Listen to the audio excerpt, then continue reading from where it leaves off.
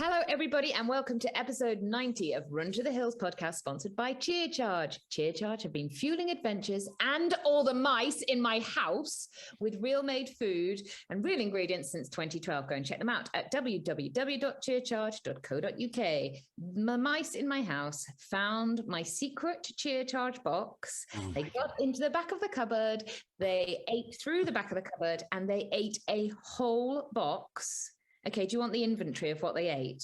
So how many bars in a box? 30 bars in a box? Yeah, a whole box of the small Chia Charge bars, one 90-gram precision hydration gel. Oh, my goodness. 30-gram precision hydration gels and a salt tablet. I think the salt tablet was a chaser because they started to feel really sick. In a night.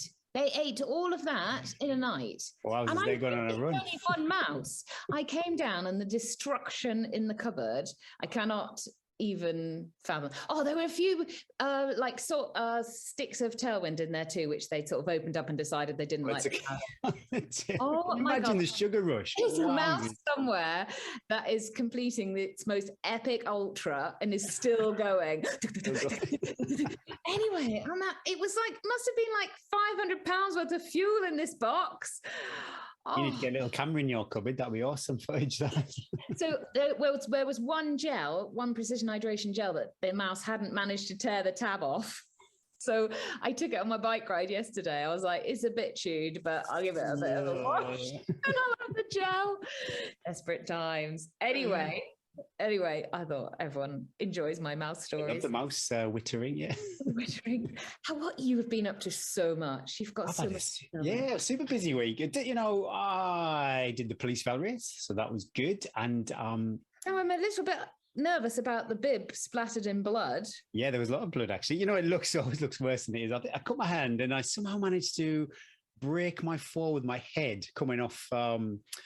crikey, one of the crags. I can't remember which one it was now. But yeah, I was very lucky. I kind of bounced down this rock face. And the guy behind me was thinking, oh, well done, because I'd kept saving it, just like imminent, not imminent death. That's a bit over the top.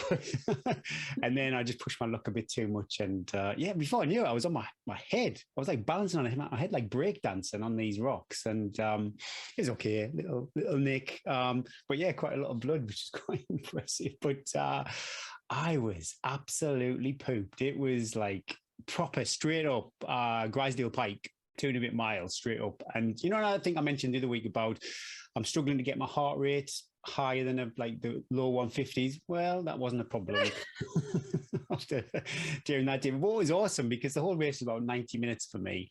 And average pace, even though going downhill, it was still in zone 4 over the whole race. So that was a proper good. So 90 minutes of like that effort for me is pretty good. But yeah, bombing, I think I got my fastest mile ever, Strava told me. Yeah, what was it for? It was in the 4s, wasn't it? No way, it wouldn't have been that. No, about 5s, low 5s. But I'll take it. It was awesome. But yeah, really, really good. Neil had a good race too. And no truncheon frisking. Nothing at the end. Did you stand there with your arms out going, no, inappropriate? No, like, move on, please. But who was there?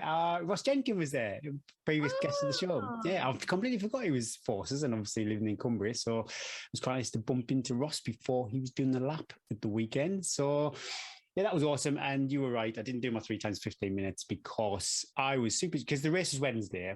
Normally I do workout. That's it. That's all you can do. When you're that hard effort, I would have done it, but I was mindful to keep myself ready-ish for Jo Meek, her Bob Graham round attempt. So if I did it Friday, I could have really put myself in a hole and then been pretty rubbish on Saturday. So yeah, so I did my 2 strength sessions and all in all, a vert. My goodness me, I had about 17,000 feet of vert. So I thought, well, I've been off the glutes and thighs because I think I've done enough of. My butt is done for this. Yeah. And then anything else I did? Yeah, I hurt my back. I just told you I hurt my back messing around with my bloody camera this morning with the dog, trying to do some slow motion jumping in puddles, and Rex basically we Such an garroted idiot. me with the This is the whole thing my kids do, Gary. I know I cringe sometimes. I'm like literally knocking on 50 and I'm still messing around like this. Jumping in muddy puddles. Yeah. But yeah, 21 hours, 17,000 feet. This has been a few weeks now, solid elevation. And apart from, the second half of the week, I felt proper shattered. And then doing Joe Meeks Bob, again, that reinforced the fatigue as well. But that was awesome. Really good day. She was successful.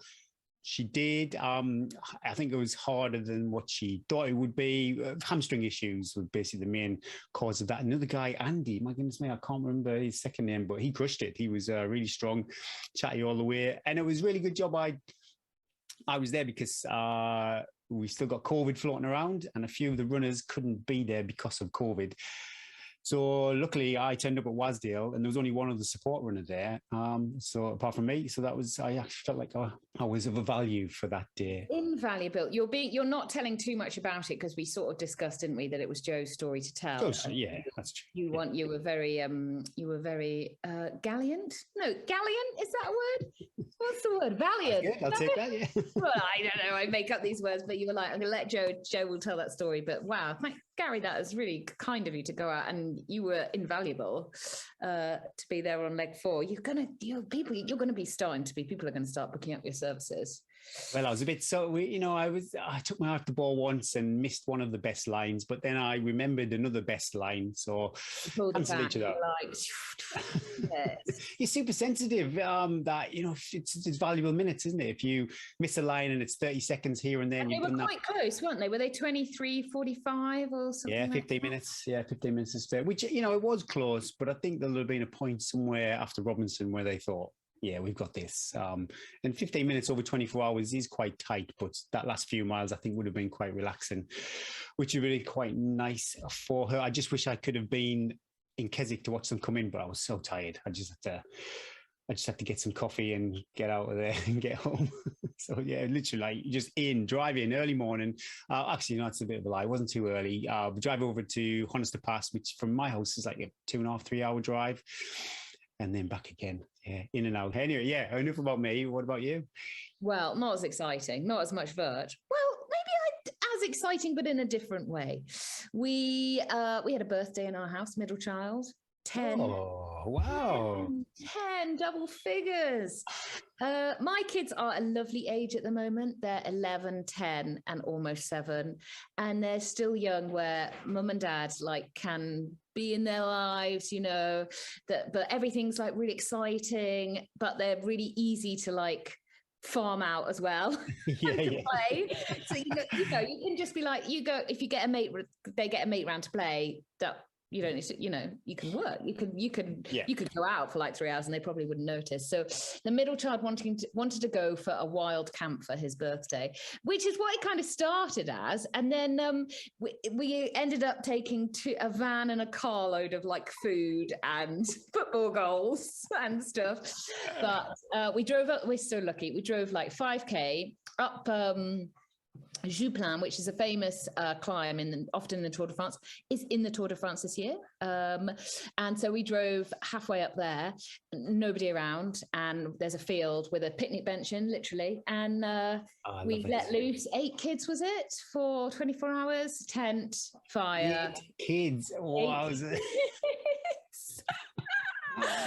And we had fire, we had chocolate. We had a lot of chocolate cake, bacon sandwiches at 6 o'clock in the morning. We had a midnight. It was a full moon, so we had we called it the midnight football game. It was about 9 o'clock, but none of them had phones or watches, so they didn't know that.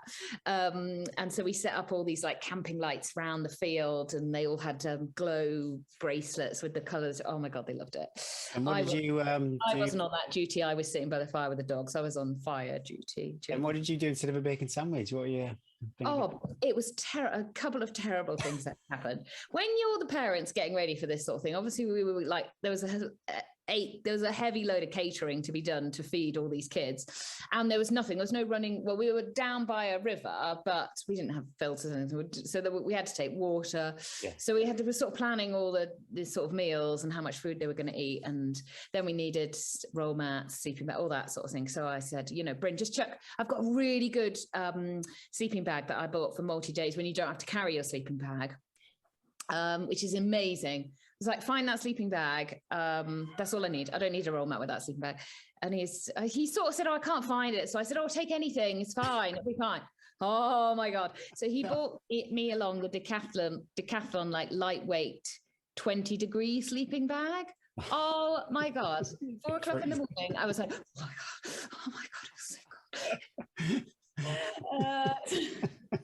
We live and learn, don't we? And we obviously had the through the teeth discussion. I should pack my sleeping bag. Well, you said you didn't mind. And he'll do. So I did nestle up to him and he said, I don't think you've brushed your teeth. So I was like, oh my God, I'm dying of hypothermia. Anyway, we had to put, so the sleeping was like, and then we, the evening meal we sort of had made already. So we made Bryn does all the catering. Bryn had made like sausage rolls, sandwiches, crisps, party food to take out. And then I was like, what can I, shoot, I hadn't thought about this. Did have a Tupperware tea bags. Wouldn't have gone without tea bags. Yeah. So I had for my tea, I had a white bread sandwich with a slice of that plastic cheese. But when you're camping, I was like this, and a family bumper pack of crisps. And then in the morning, I had another piece of white bread.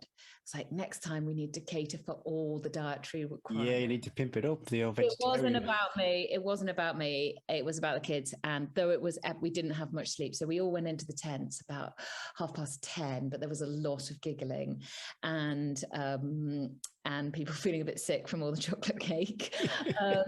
And then it was about 5:30 when they all woke up.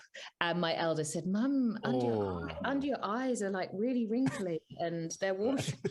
Like, but they loved it. And it's part of why we live out here is that we can go and literally there was nobody else around, so they could just make so much noise. And the only people that went past were people cycling up the hills who loved it because the kids all made up a song for everybody and acted there in the Tour de France. So it was an awesome weekend, but my God, it takes some energy. And the parents are left with ruined children who've not slept and then all that clearing up. But again, I don't mind. It was epic. 10 years old. Memories. Yeah, you won't forget that. So that's family stuff. And I was hoping I went to the physio on Thursday and I was like, she's going to let me run. I didn't ask. I never ask time scale. I never ask if I can run because I'll just decide when I'm ready to run normally. But with this injury, you can't because I've been so patient, but I know that the Achilles is a mean machine and it'll tell you it's better and it's not better and it will feel fine. And then you'll pay for it the next day. So we went to see her. We did some plyometrics, which was good. 3 hops, she says I've got to be able to do with no pain. 3 sets of 3 hops, like real power, not just hop down. So we did 1 and then I was like, no, I can't. I don't think I can manage 1 even. I did think, I'm not sure I could do that when I'm healthy. I hate hopping. So she sent me some other stuff. So I've moved on my exercises. I've added weight, me and Alfredson, thanks to my best mate. I've now got 5. So I've got Evie's little picnic rucksack with a 6-kilogram dumbbell on my step, which I now managed to get on my shoulders. And I'm going up and down, up and down, up and down with the weight. It's definitely harder. It's definitely still getting better. I mean, I can't feel it really. Yeah. I don't feel it anymore. It's not taking over my life. So physio again this Thursday. I've also added, this is so dull, but I'll tell you all anyway, marching with weights and high step ups and stuff. So adding a bit of impact with weight. I'm telling you all this, just hoping that if there's other people injured that you have just bits of exercise equipment littered around your house for when literally. I mean, we live in this lovely, old. We live in the oldest house up this valley that we live in, and it's been, it's a barn, but it's beautiful. It's all wood, and then scattered everywhere resistance bands, kettlebells, rolling theraguns. It's life, isn't it? So I tried a bit of skipping. No, can't do that, Gary. I can't do it. I can't do it. I don't want to do it. I feel like a 5-year-old girl. I don't want to do it. But I did get my outdoor bike serviced because the wheels were hanging off, and got some new brakes, and I've been out on that a few times. Hooray! I saw that, yeah. I tell you what, I mean, out of my door, I cycle 300 meters downhill to get down to town, and then it's basically 2,000 meters up either direction. I'm at the bottom of just massive long climbs up, which are great, but they're long and they're hard. I find it's hard on a bike. My memory of actually Oh my God. Coming up my road, which I probably on Strava have run up 9,000 times. Yeah. I can run up it. And if I run easy, I can just run up it. It's no problem. Oh my God. Every time I cycle, I'm like, I went past a lady as I was like, why is it so hard? Why is it so hard? Yeah. Anyway, I'm going to continue. I'm going to continue with my Zwift heart rate. Oh my God, it's disgusting. 164 heart rate this morning, Gary, a new high.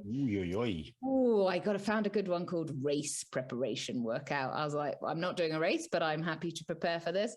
And yeah, I'm quite, I spoke to someone yesterday, like, are you okay? Like, are you okay? And I'm like, I'm actually really enjoying the process of recovering this injury. I'm really enjoying the strength. And I'm really enjoying the biking. I'm sad to not be on my trails, but I know they're close. I just need to be patient. I find, I think I've mentioned this a few times, if I wasn't entering a race, I'm quite relaxed about how I get my exercise. It doesn't matter. Yeah, I kind of feel, and I've also kind of come around to if I want to do the winter spine, as best, I want to be competitive. I want to be in those montages that they put out every day. I want to be looking like the worst I've ever looked in my life, and you to be going, oh my God, she's just a machine. I do think that if you want to do a race like that, it's fine to have this. This is almost like the start of the build-up, because the biking is making me really strong. All the strength is sorting out all my little niggles and weaknesses, and so I've got a long time. So I don't fit. And if I don't do a race before then, it's not like a 50k when you need tune-up races, and you need the more stuff I do of strengthening my legs and stuff like this, come the spine, and the more stuff I do that I don't really want to do, that I hate. Which is always the best stuff for you, is the mental strength in it. That when I want to go. Sometimes tune-up races. I'm thinking about this. I've got a race this weekend, and even the race I did, the police fell race. There's a price to pay that I'm not. I have a little mini taper, and then I don't really run as well the week after. It's so hard, aren't they? Well, when I did that last summer, just race after race, and I didn't do anything. I did everything half-assed. I was trying to do it full-butted, but it was you just get tired. So I am kind of thinking, the spine is a big investment, and I'm going to respect it. And if it takes this long to get back, and then I have a summer with no races, but I just have a consistent, loads and loads of climbing, hiking, going to stand me in good stead. So we'll see. Anyway, talk about people who have been racing. You had it there, seamless. That was. You're so good, Gary. I don't think you need me. Very soon, I'm going to get the WhatsApp from Tim saying, "Oh God, no, never." Solo. Please don't, Tim. Leave me on my own. That'd be dreadful. We had a cool race by a company called runtothesea.com from Horsham to Brighton. So it's from sort of inland right down to the sea. Won by Joel Eaton in 3 hours 45 and Isabel Norris in 4 hours 24. I had a quick look on their website. I had a few clients doing this race. They also have Run to the Sea Bournemouth in October. Their website was super slick, which we like, Gary, when we're looking for results. Oh, yeah. Really cool format. They're 50K, really good cutoffs. All courses are marked. You also get the GPX, and there's loads of aid stations. I think there were 8 aid stations or something in this. So if you're looking at an entry-level ultra, you're based in the south, really nice route. I like a point-to-point. Going somewhere, ending up at the sea, fish and chips. Take a look at them and see what you think. I definitely will be pointing some of my clients who are dipping their toes into ultras that way. Please, race directors or people who maintain websites and Facebook pages, get your results up quick. Or just a link to the result. Yeah. Well, I saw the lap, and Emma Stewart's took the win for the ladies, 8 hours, 8 minutes and 9 seconds. And that was a new lap record.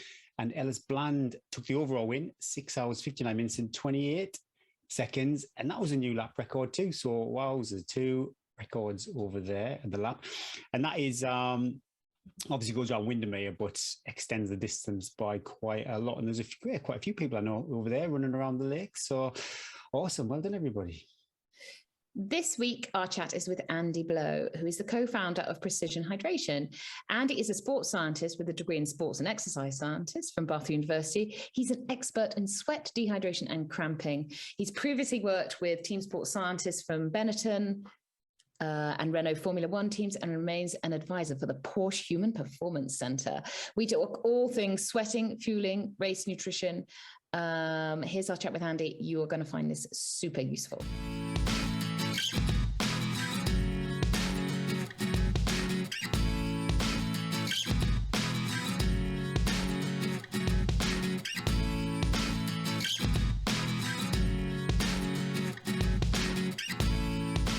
Delighted to welcome Andy Blow back to the podcast. I've met Andy before, back in episode 15. We're now on, we have to plus 15. So we're on about episode 200 now, Andy. So it was a few episodes to go, but we re-invited you on because we were super excited to see that Precision Hydration, which I sing a lot about on the podcast, the electrolytes have saved me on many, not just training days, but because I live at altitude, just a general mountain day, your electrolyte tablets saved me almost every day. But I was super excited to see that you'd started to bring out some carbohydrate products as well. And so they very kindly sent Gary and I some products to try, which we have. We've both tried.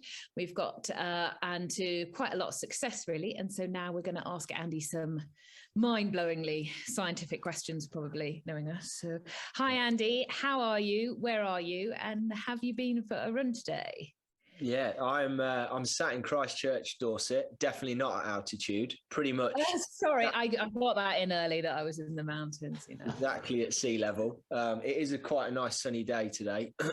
Unfortunately, I've not been for a run today, which is unusual for me, and my voice is a bit croaky because I'm getting over something that's not COVID. I think I've had COVID, then got something else. So. Yeah, reluctantly. I'm at this stage, I'm on day 6 of no exercise, I think now, or day 7. So oh my goodness. I'm at that point where, just beware, people got to beware a little bit. You feel like, I hate that. You want to actually commit some sort of crime unless you can figure it out. Okay, really hope you feel better soon. Well, come on to Precision Hydration. I think there's been a rebrand. Choose a Precision Fuel and Hydration. But yeah, what has Andy Blow been up to in the past 18 months? Yeah, well, like a lot of people, a lot of time at home, or some of the time in the office. We managed to open our office. Our office is quite small and quite close to where we live. So, in when we're allowed to in lockdown, we were in and out quite a bit. And quite honestly, a lot of our time was spent productively on new product development because we sort of figured that over the years we've been running Precision Hydration, we spent a lot of time on the road, obviously promoting what we do and visiting teams and athletes that we work with. And it had got to the point where I was on the road almost sort of probably 30% of the time. And then that creeps up on you. And what you don't realize is you don't spend as much time doing forward thinking development stuff. And of course, when you get banned from flying and it's all, you've got to sit in the office and talk to your colleagues all day, every day, and that sort of thing, you start talking about other ideas. And we got this whiteboard out and we talked about the future of the business, like what direction do we want to go in? And we've always talked about getting into the fueling side of sports nutrition, because we started out with hydration because that was my particular issue. It was something that held me back as an athlete. Yeah. But inevitably, whenever you have conversations with athletes about hydration, you talk about fueling as well. And over the years, we've kind of observed what other competitors in the industry are doing with fueling and thought, as you do quite often, we could maybe do things our own way, put our own spin on it, do things a little bit better. You could do it better, basically. Well, we try. Everyone's everyone hates saying things like that, but we have our own sort of our own ideas about how we like to do things. And so we started sketching up this plan, and it took us it was quite a fast turnaround, really. It was probably about 12 months from initial ideas through in-house prototyping to kind of outsource prototyping for products, and then to actually getting the first products in the market. So really, really good, It's super fast, isn't it? Yeah, it was, definitely, I guess a huge amount of the sort of kudos for that goes to the team here at Precision Fuel and Hydration, because, shout out to, Johnny, my business partner, and Sam in particular on the product development side, because they are the brains who take the sort of the creative ideas and turn them into something, viable and producible. We had a lady. Wow, that's where I think your Precision Hydration, it's founded on by athletes for athletes. Yeah, for sure. We definitely road test this stuff thoroughly. The first gels that we made were made in Mel, who's one of our athlete support customer service people. Mel is an avid ultra runner, endurance athlete and triathlete. And Mel made the first gels in her kitchen. This is how we got our hands dirty, or she got her hands dirty, and got us started. And we learned about different gelling agents, and we tried different recipes, and we sort of, and we were out running, and we had little Ziploc bags of gel. We were trying to cut the corners off and eat, and doing it in the office and that sort of thing. But you do learn a lot by doing that. Yeah. You kind of iterate your way to something a little bit more unique, because a lot of companies these days, there's a lot of companies that just are essentially a brand. They throw up a brand and a website, and then they go to a contract manufacturer and they say, give us an energy gel, brand it, off you go, and it's kind of, there's nothing wrong with that, but that's not our style. We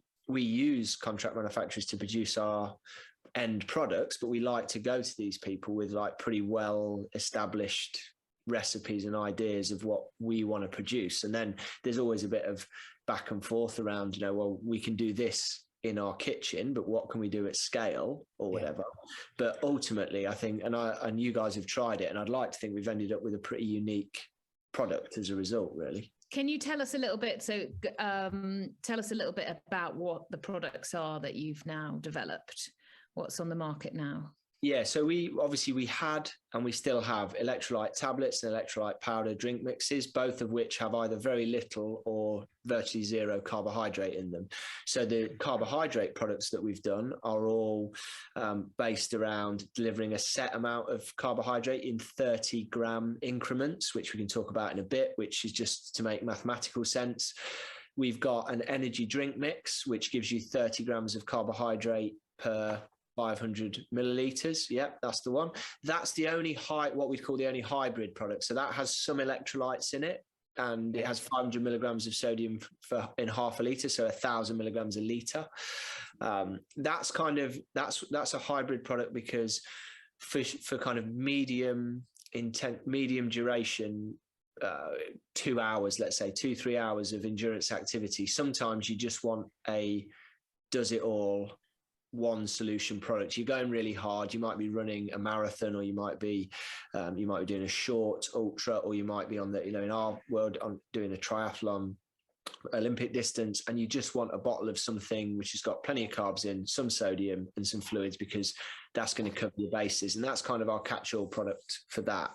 And a great training thing to just have as well. I just use that I try and fuel most sessions, but I know I don't need a electrolyte and a fuel. I can shove a bottle of water or some of that in both bottles, and you're ticking all your boxes. Absolutely. I do the same when I go out my Saturday morning bike ride or whatever, a couple of hours, just slam a bottle of that on there, and it kind of takes care of everything. It's the low maintenance way of doing it. We do the lazy person's fueling bag. Yeah. Exactly.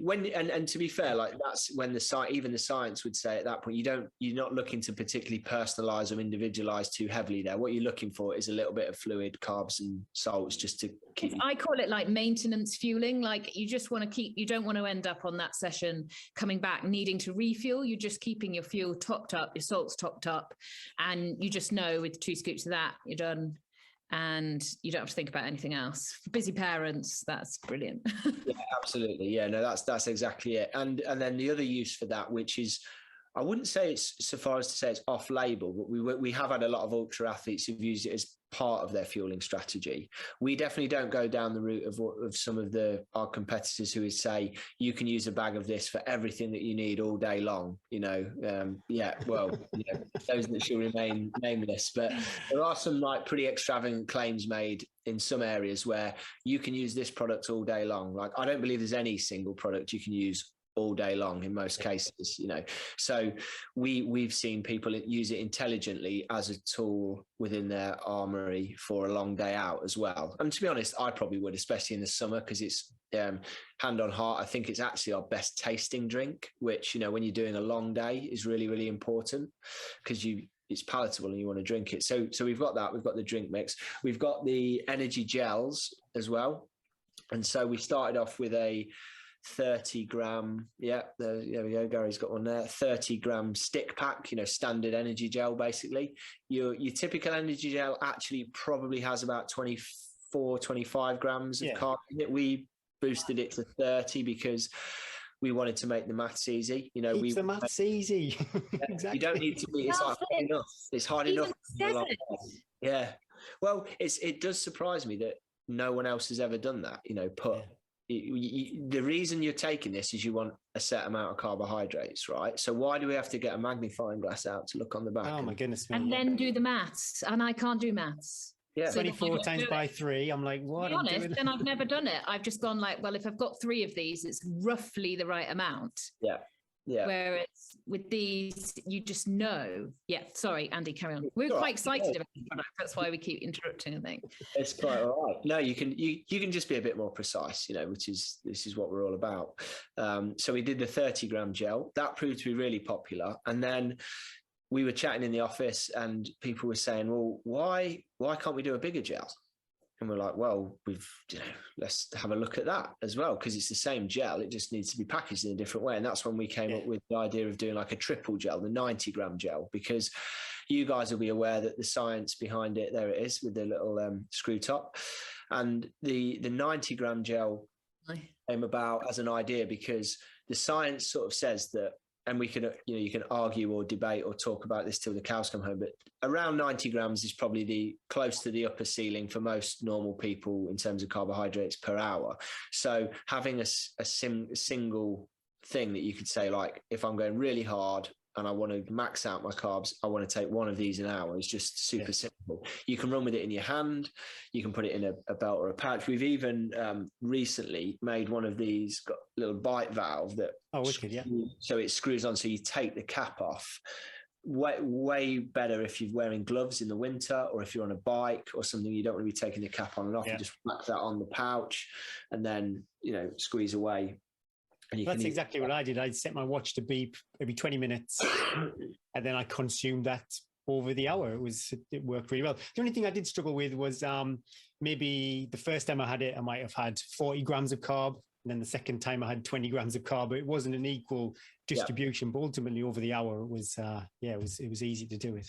Yeah, and sometimes what it's like, you'll be on a downhill stretch and you'll think, oh, this is a good time, I'm not breathing too hard. This is a good time to get a bit more in. And then when you're going up the other side, you can just sip away on it or whatever. Because once you've opened a gel, you kind of a normal one, you're kind of committed to taking the whole dose, unless you're going to run around with it. Sometimes that commitment's terrible because you're like, I cannot get this down. It takes 10 miles.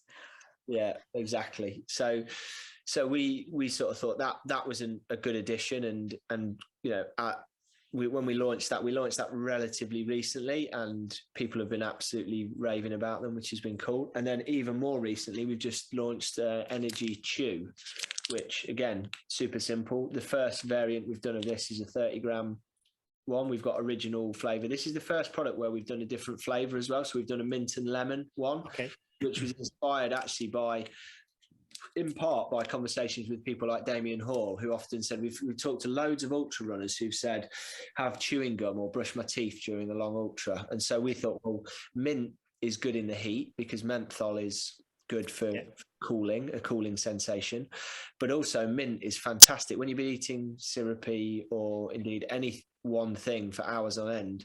It refreshes your mouth and it makes you feel a lot better. And so the mint ones, I had some when I was doing some super long runs in training last winter, and just every time I rummaged around and got a mint one, it was like a little lottery win, you know. And Now, so what's I its thought, well, texture? What's the texture like on that?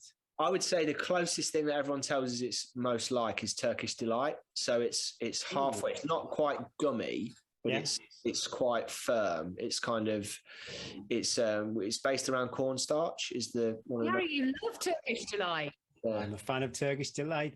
And am I correct? I could be making this up completely, but does mint have a perception on effort? So it makes you feel like you're working less. Yeah, I think it's to do with cooling. So in extreme heat, menthol, there is some evidence to suggest that menthol could help you with a perception of feeling cooler, and therefore maybe allow you to push a little bit harder.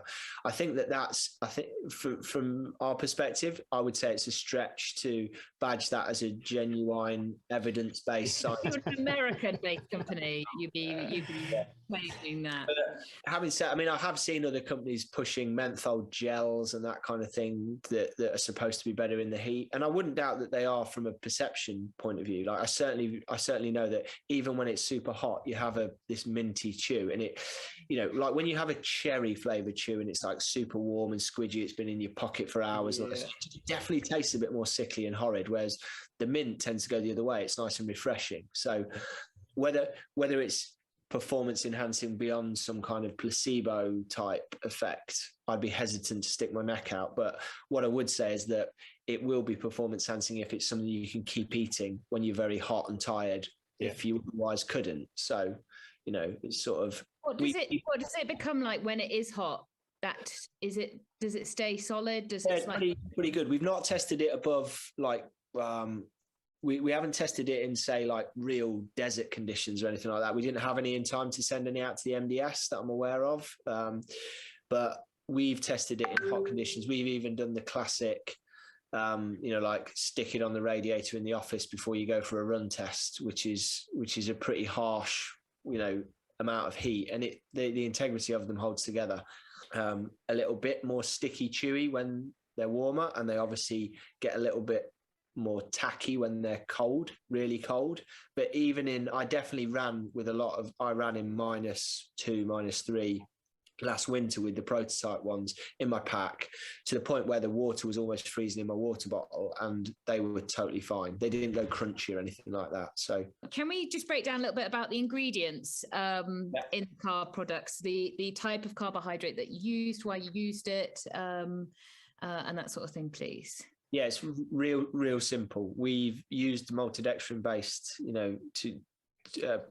ingredients to give us the glucose component, and we've got fructose in there as well. So for the gels, that is, we've got a glucose fructose ratio of 2:1, which there is pretty decent science to suggest that the absorption pathway for carbohydrate in the gut has 2 doors, one of which is kind of the glucose door, the other is the fructose door. They use a different transporter.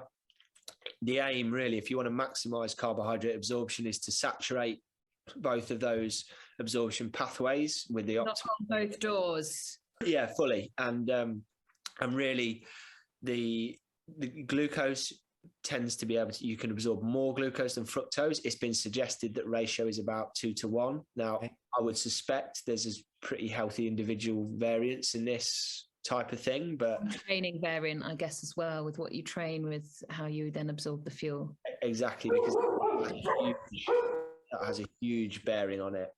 But we've tested them a fair bit, like really trying to push ourselves as a group to try and eat more and more. And I would say that the ratio of the carbohydrates plus the neutrality of the flavor are probably the things that allow you to push your consumption up. The neutrality of the flavor was one of the biggest things that hit me, was that that looks a little bit scary, that amount of gel in a packet. And I think almost, especially perhaps to a woman as well, that amount of fuel in that packet would be like, I don't think I could take all that on, but the taste was neutral. And I felt that I could have taken that again and again and again without any taste fatigue. It's called, isn't it? It is, yeah. And we've joked around with that in the office, using the fact that can we use the word bland in advertising? Because actually you want to, when you're exercising, quite often what you want is fairly bland flavors. 100%, yeah. if the flavour was a colour, it would be like magnolia or beige or something like that. Just a nice beige touch of magnolia in there, but nothing too crazy. You just have to be able to keep taking it because that fatigue will come in. Yeah, exactly. We're not trying to win awards for our rhubarb and custard flavour gel here, you know. And then, but you've used a different carb in your drink. Is that right? It's basically the same. It is different because it's a different raw ingredient, but it's still a maltodextrin based powder so because essentially maltodextrin, because it's worth probably a small digression into that, because over the years maltodextrin used to be really popular in sports nutrition products. It then kind of, for whatever reason, fell out of fashion and got a bad rap. But maltodextrin is basically just a long chain of glucose. You know, it's kind of it's a simple, and actually one of the big reasons we selected it is it doesn't taste too sweet, because what you want when it's ultimately all going to be broken down into the individual sugar components in your gut. So if you put in glucose, you want to put glucose and fructose in. Maltodextrin allows you to do that in a form which is it dissolves very easily into water. It's absorbed really easily, and it's converted really quickly and easily by the body into glucose. So for all of I think a lot of people have talked negatively, especially when we were going through the big fat adapted phase of like spiking your sugar with maltodextrin and all this sort of stuff. But actually what you want to do is that you want to put glucose into the system as fast as possible, and maltodextrin is a very, again, using that word, bland tasting, digestible, dissolvable substrate in order to do that. So we definitely, as you know from the stuff with the electrolytes, we don't try to kind of hype up individual ingredients or products. What we're trying to deliver with the drinks, the gels, whatever, is a dosage of digestible carbohydrate.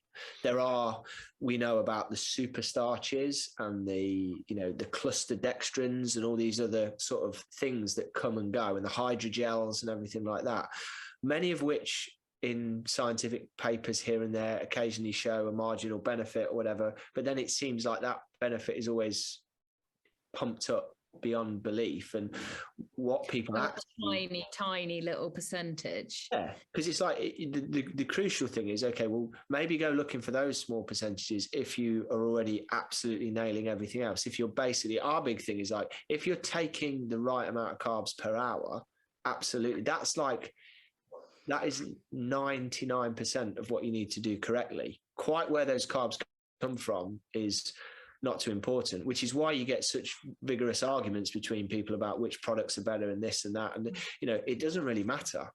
When energy was originally invented, they were just, the big breakthrough was not what's in the gel. It's that it's a convenient way to carry X amount of it while you're running. Because if you do prefer Mr. Kipling's Battenberg cakes, that's fine, but they tend to break up. I've tried it. They break up in your pocket. They're no good. And they get soggy. I think the thing about fueling, and I think where you guys have hit the nail on the head, first with the electrolyte and then with this, is that you've got to just be able to take it continuously. And it's where 99% of ultra runners' races go down. It all comes back to poor fueling from the start.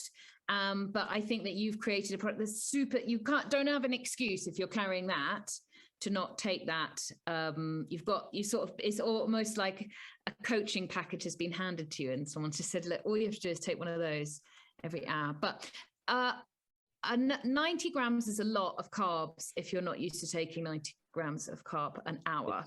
What would you advise people to sort of, how would they start? Maybe because loads of people don't think they fuel, but hardly fuel at all for training and racing. How would you advise people to start with these products? I would say that you need to look at, the first thing you can do ideally is to sort of do a retrospective analysis of a couple of recent big training sessions or races and see if you can work out by remembering what packets of whatever you ate and drank. You want to work out three things, really. You want to work out how much fluid you had per hour, ideally how much sodium you had with that per hour. That gives you a bit of a hydration ratio. And then how many grams of carbs you managed to take in per hour. And then if you then consider your GI rating for that, so if that was like 9 out of 10, you felt great, and you had 45 grams of carb an hour and half a litre of fluid with 250 milligrams of sodium, then you kind of know you've got a reasonable reference point to say that's within your safe green zone. And then really from there, it's a case of, okay, well, we generally, and these are generalizations, so not everyone should think about their own circumstances, but in general, if I was going to say for the ultra runners that we've observed and worked closely with, the general trend is to under fuel rather than over fuel in most cases. Hydration can be all over the map. I would say is that probably more under than over, but over is potentially a danger in ultras, especially when you're not sweating as much, if it's colder, for example. But so most people then, we're going to assume that for this conversation that most people are going to benefit from going upwards with their carbohydrates. And then it's a case of like doing anything that you would with training the body. You turn the screw a little bit, you go from 40, you don't go from 45 to 90, you go from 45 to maybe 50 or 60. And then you kind of push things a little bit, because lots of different factors that will affect your absorption rate. The temperature being one, for example. A hot day, you get less blood flow to your gut, so it's going to be harder to absorb more. If you're running a bit harder rather than easier, it's going to be harder to absorb more. But ironically, you might need more. So you've got to kind of simulate conditions and then tweak it up. And I would say, like anything, not to get too fixated on where you top out. The literature might say that 90 to 100 grams is aspirational for a top athlete, but if you only get to 70, we see some athletes do really, really well on 55 grams an hour, so it's kind of working it upwards, and 6 to 8 weeks is a good time period with which to tweak it up. And everything you've said, Eddie, about like doing it regularly in training is really important. Not necessarily in every session, but this isn't like, I remember a similar example when I was doing triathlon was you would obviously have your nice race bike, and then you would have your training bike. And then you don't always, it's very tempting to just like pull your race bike out on race day because it's nice and clean and everything doesn't wear out. And it's all, but you underperform if you haven't, got it out on at least for your key sessions in the build up in training and sat in the right position, used the gears, got used to everything. With your nutrition, you kind of need to roll that out. In the last 6 weeks, I would say you want to be rolling your race nutrition out weekly, once a week in a good session. You do have a carb tester on your website.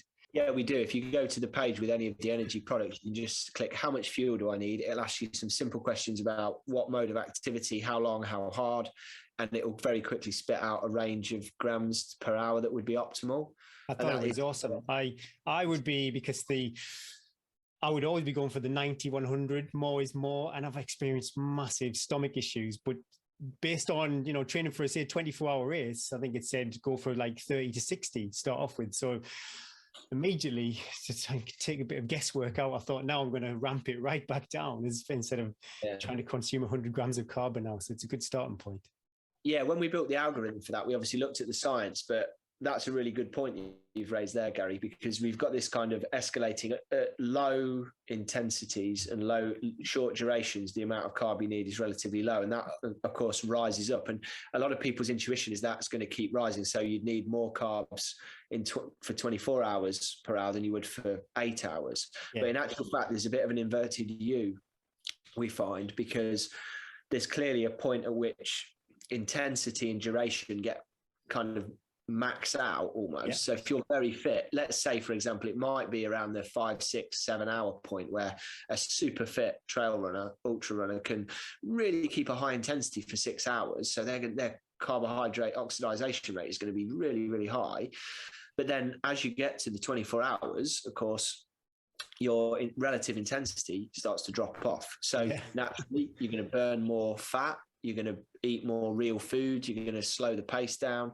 So all of those things conspire to say, actually, you're probably not going to want to slam 90 grams of carbohydrate an hour for that whole duration. It's just not feasible. And when we look at athlete case studies, and I don't know if you guys have seen the case studies on our website yet, but we've got some interesting case studies there. A lot of them would tend to bear that kind of philosophy out, in that, the probably the hardest events to fuel for are those bit longer. If we're talking in running terms, would be a bit longer than marathon, but kind of your 50 to 100k maybe sort of brackets.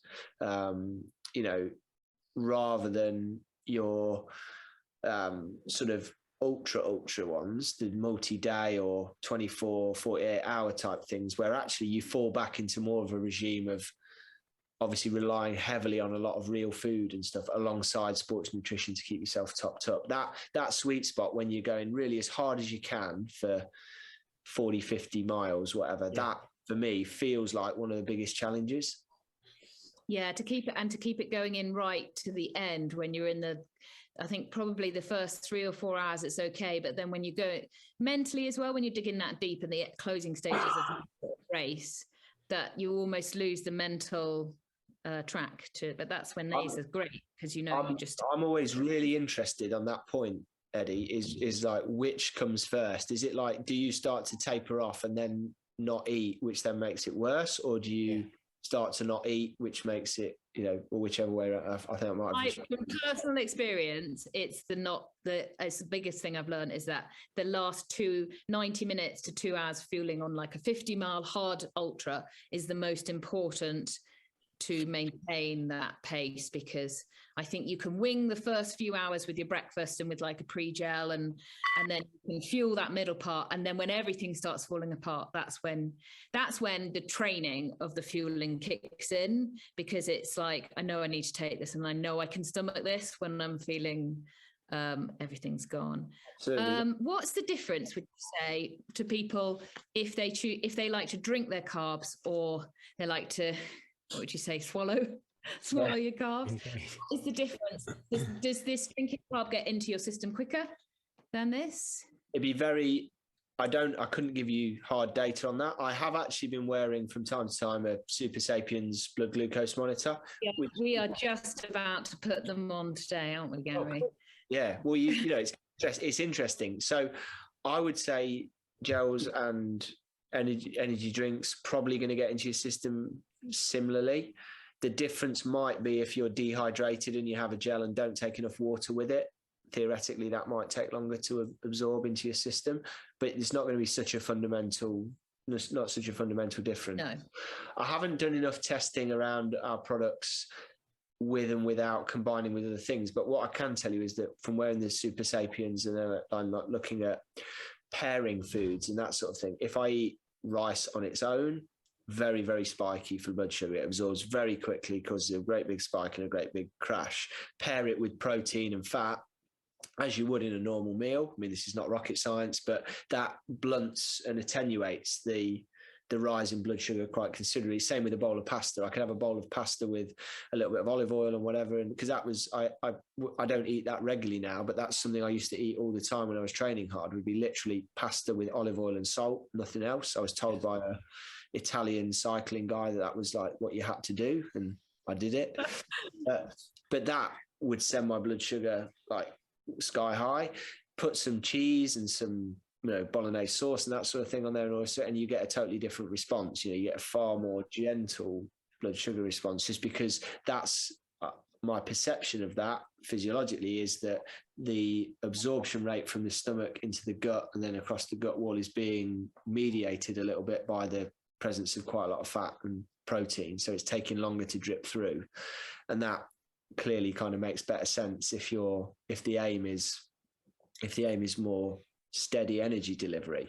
Of course, there are times like immediately pre and during exercise when what you want to do is spike your blood sugar, in which case plain carbohydrates on their own are going to be the one for you. And I think it's overrated whether you have a drink or a gel. You have what you need, at the end of the day. Gels work brilliantly in cooler conditions when you don't need a lot of fluid. They also work conversely really well in really hot conditions when you need to drink really high volumes of fluid, and you'd be overdosing on carbs if you just relied on a drink. So it's kind of, just it's basically bearing in mind that one gel is going to be the same amount of carbs as half a litre of fluid if you have an energy drink. And so most people aren't going to get beyond 2 servings of energy drink per hour, even if you're drinking a litre an hour, which is a high amount to drink. So ultimately, when your energy run gets high, you're going to need some solid or semi-solid calories with it, basically. Do you find there's any difference between men and women when it comes to fueling, hydration, and even, like, say, with the women's menstrual cycles? The menstrual cycle one is one where we don't have any data as yet from our case studies, really. You know, the guys and girls who put those case studies together, we don't collect that information from the athletes, so I wouldn't be able to comment on that specifically around, you know, what we've seen. What I can tell you in our database, though, categorically between the difference between, and this is elite male and elite female athletes doing similar events. The biggest tranche of data we have there is for triathlon, not running, actually. Everything tells us that we've seen, actually, that there's not a lot of difference. So at the pointy end of the races, the amount of carbs that the fastest athletes are taking are within a few grams per hour, the same for the top females as the top males. I think it's fair to say, and this is from memory, that the highest amounts of carbohydrate that we've seen in some athletes have been in the guys. There seems to have been a slight trend, I think. And I think the overall difference was, for Ironman, for instance, I think in our elite female and male cohort, it was around 74 grams of carb an hour on average for male and 71 grams for female, or something like that. And that's a small data set. This isn't like this isn't a meta-analysis of a load of, you know, peer-reviewed science, but it's enough data that we're confident in to be able to start to draw some conclusions. And, you know, so I would say it's probably more going to be related to body size and weight. And that's why there's maybe a slight skew downwards, in that generally the average female endurance athlete is going to be a bit smaller than the average male endurance athlete. But I'd say it's less to do with gender and more to do with size. A lot of the time people say maybe when they hit a climb, they could walk and then the effort reduces. And I've heard anecdotal evidence that might be a good time to take your nutrition because you're not moving as quick. But if you're racing, then would that almost like flip on its head because you're exerting more effort and then obviously consuming carbohydrates? Would you say that would maybe not be a good time to take your carb? When you go above your ventilatory threshold, which is often quite close with your lactate threshold, so you go from that point where I can talk and breathe and therefore probably eat and drink. Yeah. I think that if you're below that threshold, whether it's uphill, downhill, on the flat or whatever, then it's an appropriate time to eat and drink. I think unless you're forced into a situation where you're working really hard on a really long climb and you have to fuel when you're above that ventilatory threshold, when you're gasping and breathing and you would struggle to hold a conversation, then ultimately you might be hampering your performance if you're trying to do it. Because we all know that feeling when you then like breathe a little bit of gel in or trying to chew and it takes you forever to get it down. It always just seems to me like, well, what are we gaining here? We ought to slow down a little bit and recalibrate. And I suppose it's a little bit different for elite athletes at the front end of a race for whom tactical considerations might trump nutritional considerations at certain times. If you're totally in control of what you're doing, I would say most races allow for you to pick a part of the course where you can naturally relax. And my favorite is always going to be like super steep technical descents and super steep ascents, not the time to be worrying about eating and drinking, you know. I thought you were going to say that's when I eat and drink. I was going to be like, you got your teeth out trying to do that going down. No, I'm just trying to stay, you know, trying not to break an ankle or something. But what you want, the ideal scenario is a very, very slow, gradual downhill, probably or on the flat when you can settle in, or in fact, a very gentle uphill because you're not going to push above that threshold where you're going to breathe too hard, which is ultimately... I often advise people that actually a flat bit of the race is a really good time to fuel because you can turn the brain off mentally of what's going on under your feet and it can become a quick like check over, and it almost most people would get to a flat bit and be like, right, now I can go, but actually it almost slows you down a bit. And the shaking of the body is slightly, you know, you're not going up, you're not going down, and it just let that heart rate actually drop a bit and get the fuel in before, because the hills are the taxing bit often to a lot of ultra runners, trail runners, and the flat bit is where you can actually just rest that heart rate down a little bit, mentally get in, what have I eaten, what do I need to eat, how am I feeling, a sort of pit stop. I talked to Gary about content and precision hydration because I'm doing the spine next year and I'm doing the half the summer spine this year. And so I was looking for fuel that I could carry without needing to take a lot of stuff. I've got quite an iron stomach as well, so I can take a lot. So I'm delighted that I found these. I loved the taste. I could take them again and again. I like the fact that you could take the lid off as well. So it's definitely something that I am going to be adding to my armor. We need to some of these for that. We'll send you some of these for that. That's what you need. Yeah. So I felt the other thing I was worried, so the two things I was worried about with the spine, and I got sent Damien's nutrition plan, which was super helpful too, was that how I would carry that. I wanted to be able to try, especially in the first half of the race, to really make sure that I almost carb loaded that first half of the race. And these showed that you can do that. The other thing was I was worried about the taste fatigue and perhaps like ulcers and stuff. But I think the fact that I've done like 4 or 5 hours on these now, and had no problems and none of that where you get some other products. So big thanks for that. And it's a little tick on my huge extensive worry list of things to worry about going into the Just sun. easy to do as well. Just unscrew the cap or with the little bite valve. It was just easy. Yeah, I would say as well, I obviously haven't done the spine and can only imagine that anguish that you're going to go through with that lovely experience. Tune in, Andy, you'll hear all about it. Yeah, weeks and weeks. The closest thing I have done, which is in a different domain, is the Devizes to Westminster canoe race, which takes about 20 hours, and it's in the winter, or it's in the sort of spring winter, so it can be pretty cold. The year I've done it twice actually. One year I've never done it in the real like icy cold, but I've done it and it's been cold. And one thing I remember, and talking to another guy I know who did the Spine Challenger this year, Rick Curtis, who was doing pretty well actually. He was in the top 10, but he knackered his ankle and I think would have ended up a bit higher. But Rick was big on talking up the morale boosting effect of warm food and warm drinks occasionally, and wherever there's the opportunity. We, certainly when I was doing the DW, when you got given like a hot cup of coffee or a hot tea or a hot soup, it was just like, especially in the middle of the night. I actually have tried warming up our drink mix, and you know what? It's kind of a lemony sort of flavour, and it's not bad in the winter. You can warm it up and stick it in a flask. Okay.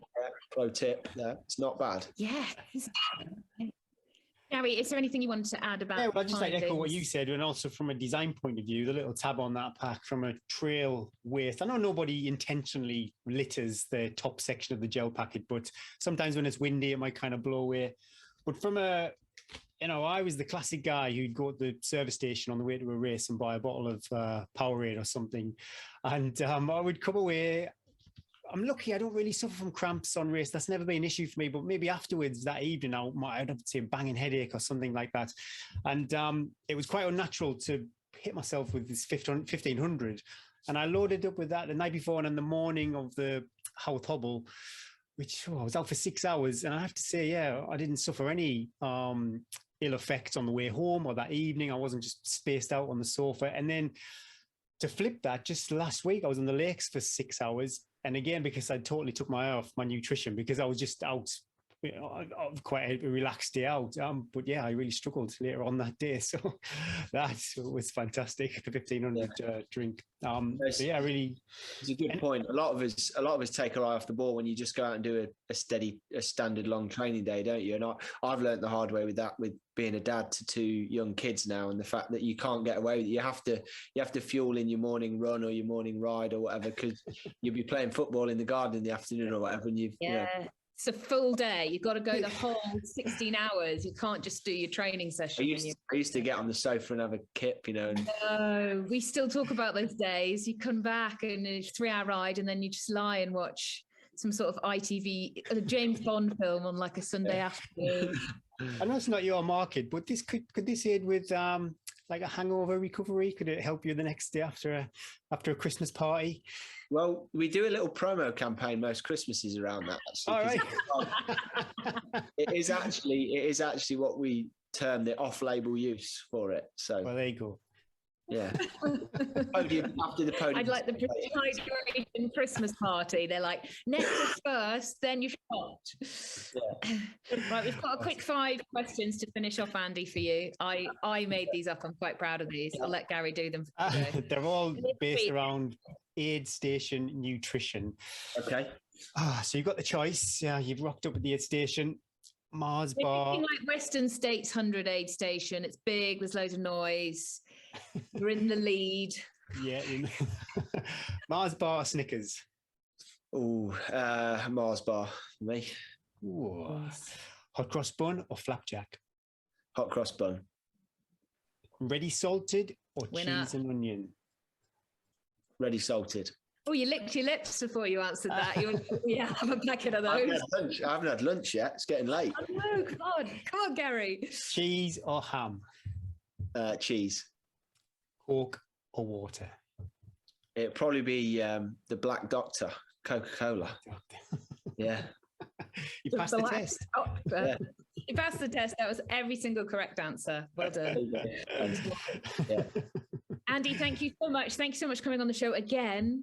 If you would like to go and try out some of Precision Fuels' new coverage, go and check out on their webpage.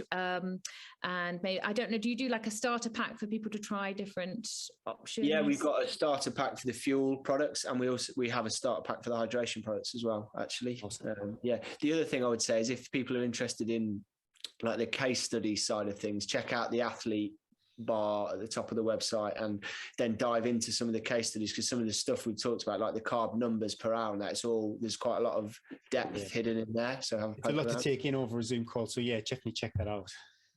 Awesome. Yeah, no, good to chat with you guys again. Thanks for the invite. Thank you so much, Andy. Get better soon. Fully better soon. Yeah. Take care. Cheers. Bye-bye.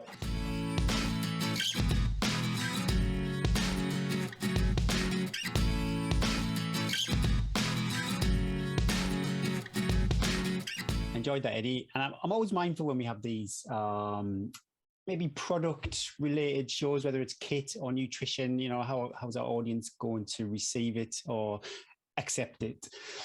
But I found this really insightful, and immediately, you know, my salt levels have increased before and after runs. And I have to say, you know, I'm not really suffering. It wasn't really a big issue. I never suffered from cramping and stuff like that. That hasn't been a problem for me when racing. But yeah, afterwards, some big days, yeah, you just have that kind of brain fog. And yeah, doing this has been a big help. The dogs agree. Agree. I think we're not selling a product. We've tried a product, we like it, and there's information, and it's just people being more mindful. They don't have to choose precision hydration. They don't want to. I recommend all sorts of varied fuels to clients, and it's a personal, you know, everybody likes different variety, different mix, but fueling is almost, you know, you can get yourself as fit as possible for an ultra or a long event or anything. If you're going out in the hills, if you don't fuel your body pre, during and post, then things are going to unravel very quickly. And so if people are just listening to this and just think, yeah, I need to be a bit more on top of my hydration, my recovery, or during my fueling. And I mean, we're so lucky with this podcast to be able to speak to experts like Andy who just give up their time. And so, yeah, thank you so much for coming on the show. And if you've got any questions about fueling or anything, put them on the Facebook page. I bet everybody's got all sorts of different, you know, people have tried all sorts of different things. Nothing works the same for everybody, but it's all about trying out and having lots of different options. Problem solving, Gary, that's what we love, problem solving. You'll love a bit of problem solving. Right, races coming up. Centurion North Downs Way 50. This is a big one.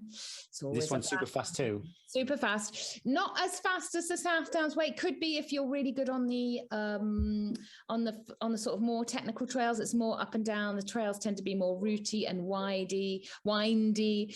Conditions can vary, but I think it's been quite hot and dry, hasn't it, over in UK? The first half tends to be really quick, and then you hit Box Hill and there's lots of up and downs, and people can quickly unravel. It's a good one to track. Good luck to anybody racing North Downs Way 50. Well, I'm actually taking part in this won the All County Tops, which is a teamed event. Thank you, Gary, from the podcast. Hiya! Please, somebody shout that.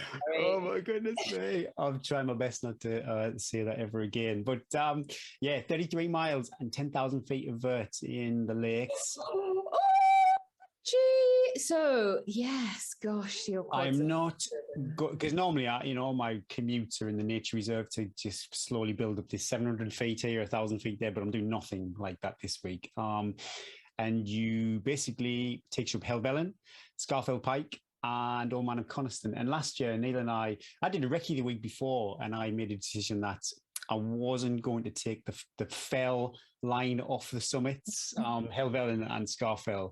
There's a quicker way off, and I thought, I'm not doing that. But Saturday, you're doing it. We're going over the edge. It's going to be like Event Horizon. Love it. So yeah, straight over the, Helvellyn isn't too bad. It's, from my memory, it's a bit of a grassy fell once you start going down. But yeah, Scarfell Pike, I've never done this line off Scarfell Pike. Scarfell Pike, is that quite then slatey, rocky down off it? Well, yeah, last year when I did a recce, Justin and I, we peed over the edge and we both thought, nope, I'm not going over that. But yeah, but it's so different when you're racing as well. You just, once you're over the top, and remember the steepest bit is always over the top. Yeah. Then once you're on it, it's just like skiing. Get on it. Just get on it. Get over the top. Neil's always, he really wants to, if you win the age group on your pair, you win a mug, like a handmade, proper nice bit of ceramic. Well, we won't do that because we are literally at the upper limits of that age group. But I'm mindful to keep an eye on the people who are in the 100, because next year we'll be at the very bottom we'll be the youngest 100 runners, 100-year-old runners. Neil's 53 and I'll be 49. Oh, I see it gathered together. I was like, yeah, sorry, yeah. Accumulation, of your ages. So I'll be mindful. I'll be really interested to see what the winning time in that age group is, and maybe next year, You don't run it together. Yeah, it's just gonna stay together. Yeah. Got to stay together. I love that. Oh, it's fantastic. I absolutely love it. It's the first time I've ever done an event like that. And it is just awesome. Really, really, really, really good. And you just have to be mindful of each other. You've got to manage each other. Pick each other up, a bit of nurturing, a bit of...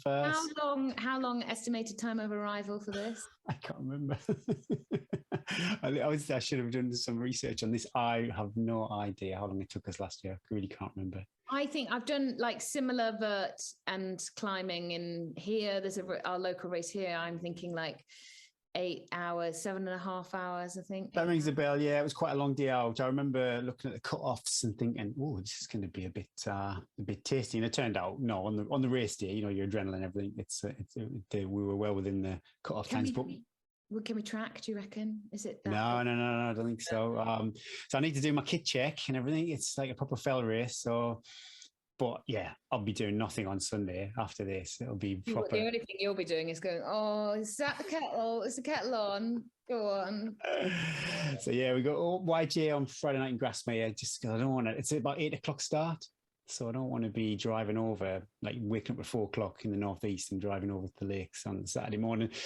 So yeah, it's quite good. It's a Saturday because then we get the Sunday to chill out. And I've hugged what's coming up in races by basically what I'm doing.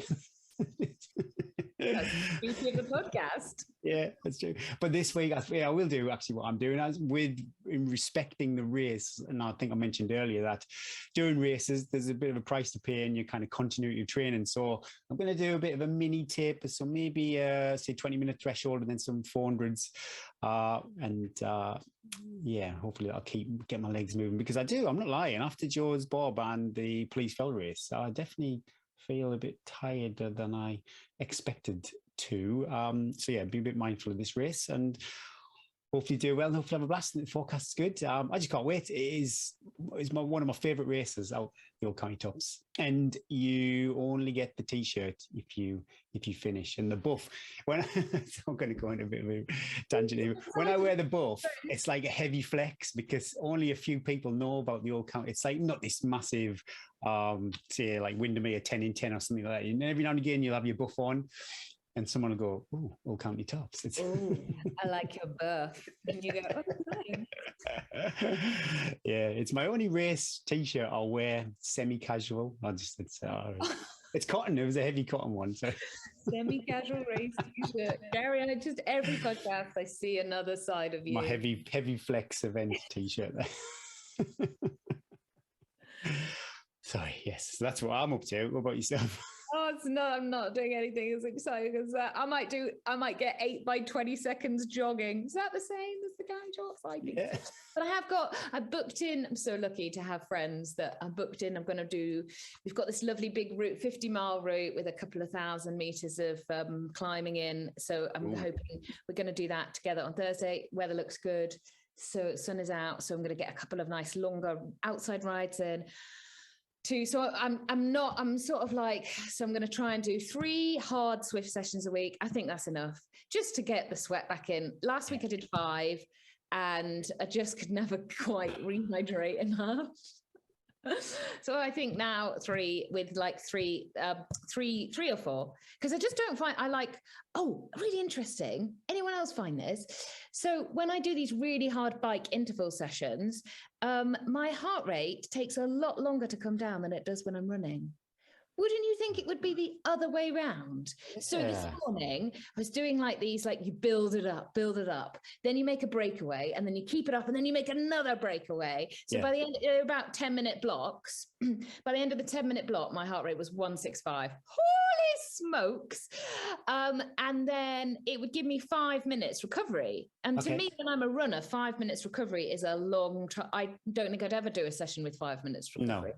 But what is the recovery like? Sometimes I know it's my Zwift sessions. The recovery isn't as easy as what I would. 95 watts. It's literally nothing. It's literally nothing. But it took me a good 2 minutes for the heart rate would stay at like 150-ish for like 2 minutes. Whereas when I'm running, even if I'm doing like 10 by 3 minutes, if I can, my heart rate will be back down in about a minute. I wondered how much of that was like learnt, your body's so good at running and running intervals, or also I thought maybe it's the heat as well I'm generating in my stinky pain cave. Anyway, I thought it was interesting. Wonder if anyone else has that. I thought, well, it's all extra training because my heart rate's staying up longer than I, in running it comes down quite quickly, but it's staying up longer. So I'm going to do mix up my riding. Keep going with old my mate and my kettlebell bag. Hopefully a little bit of walking and jogging. And hopefully when I do start, I'm trying not to pin all the hopes on that. Then it will be forward momentum and I'll be back doing 10,000 feet of vert. But then, you know what I mean? It's not going to be, and there's going to be like, oh, it hurts. And so preparing, Eddie, don't put all your eggs in one basket and that it's going to be a straightforward process because it never is. But fingers crossed, a little bit of jogging, no camping. We've got no plans this weekend. It's our first weekend with no skiing. Can you believe it? Oldest child has only just finished skiing. End of May, poor little lamb. We picked him up on the Saturday and it was 25 degrees in the car park. So, and they've got full helmets, gloves, boots, back protectors. So I literally took like a bottle of water and shorts and t-shirt so he could just stand and take everything off. And they've just kept one like patch of snow, which they've pieced that they can just go up and down on. But he was done. So at last the ski season has finished. That's gone away. And we've got a weekend where we don't have to get up because we were having to get up earlier and earlier to get them up on the snow while it was still cold. He was done. So this weekend, it's the first weekend since the beginning of December, the 10th, I think he started, that he's going to have a lie-in. No alarm clock. I love that. No alarm clock. Still wake up after 6. We've got a competition running over on Facebook. Check it out. There's a really cool video of me and Gary if you want to see us live, see the glamour that goes on behind the scenes. We are looking for a new entry question to our podcast that we always start with: where are you? How are you? And have you been for a run today? I can't remember who came up with that. I think it was you, Gary. It wasn't me. Was it not you? No, I inherited that. Maybe it was John, and maybe it's John's legacy. We should maybe not get rid of it. Well, I was interested in some of the comments. It wasn't necessarily get rid of them all, but I really liked that. Deeper, some people said we're letting people. But the other thing I thought for people to think about is we don't know the people when we start these Zoom interviews. Often they're quite nervous. Not many people are professional podcasters like us, Gary. We're quite nervous. We don't know them. We've got, you find your rhythm and you find, It takes about 30 minutes, doesn't it? Yeah, sometimes it takes a while for them to loosen up or us to like get like it's really hard sometimes. So you need a question that is leading, that isn't, can't go too deep, though some people do go quite deep in the podcast, but so something that's sort of lighthearted, but sort of leads us then into the rest of the question. It is quite tricky. And actually it makes me think this question is quite good that we do have, because it does, but somebody said, everyone always just says they're fine. Yeah, So, then maybe evolve the how are you? It could end up people having going, well, no, actually, I'm not fine. Yeah, that was quite awkward. So, there's been some good ones over on Facebook already, but we've got another week, so go and read them. Go and read some of them. Go and copy other people's. I just think the more people, you might be inspired by some people's questions. Go and check it out, and we will choose a winner next week. We've got another birthday. Good friend of mine, Ray, or Raza, as he's called, this is Facebook name, turns 50 this week. And hopefully, I didn't think I was going to be there on Sunday. He's got like a birthday run local. So, and because of the Old County Tops, I wasn't sure I was going to be there because I already entered this race. Put a thick note in for that one. Now I can be there. Well, it's going to be Sunday, so I'll do the Old County Tops, and whether I'll run on Sunday or just rock up and eat some birthday cake, I'm not too sure. Oh, cool. Where are you finishing, guys? I'll be there with Rex. Yeah, Rex and I will meet you there. But best hope you have a lovely day, Ray, and I will see you Sunday. You better listen to this podcast now. Well, thanks for listening, everybody, and thanks for all the 5-star reviews. We will read some out next week. And also thanks to Chia Charge for continuing to support the show, sending bars to guests, competition winners, keeping Eddie and I fueled in our adventures, and generally being an all-round super supporter to everyone out on the trails. That was episode 90, and my name's Gary Thwaites. I'm Eddie Sutton. And let's run to the hills.